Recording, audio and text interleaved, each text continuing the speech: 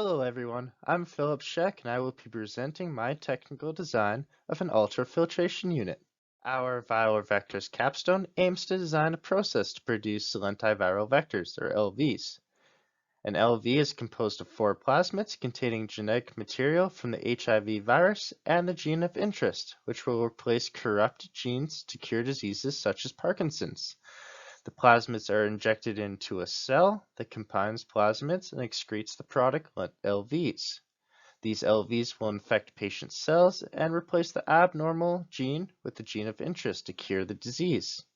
Our process starts with growing and multiplying the seeds in the seed train and bioreactor. Plasmids are injected towards the end of the bioreactor stage, and once LVs are produced, they are purified in the downstream process. I've designed the Tangential Flow Filtration Unit, or TFF, which is the main concentration step in the downstream process. The TFF unit is a membrane separator operating on the principle of size exclusion. The small impurities, mainly DNA and protein, flow through the membrane pores and form the permeate stream. LVs are much larger than the membrane pores and stay on the retentate side. The feed flows tangentially to the membrane, and larger molecules form a layer on the membrane, referred to as a cake layer.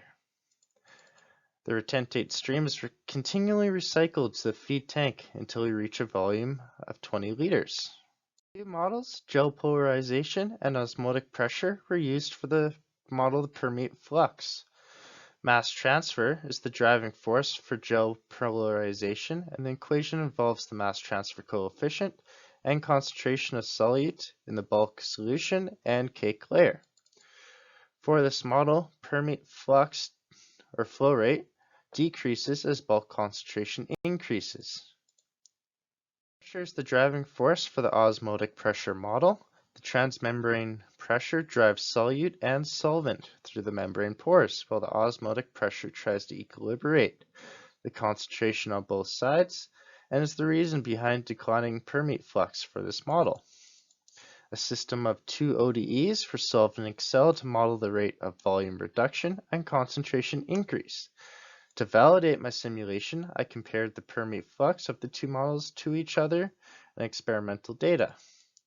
The permeate flux for both models were within the same magnitude, thus validating my model. The gel polarization more accurately fits experimental data with the flux decline. Here are my references. Thank you. I now open the floor to any questions.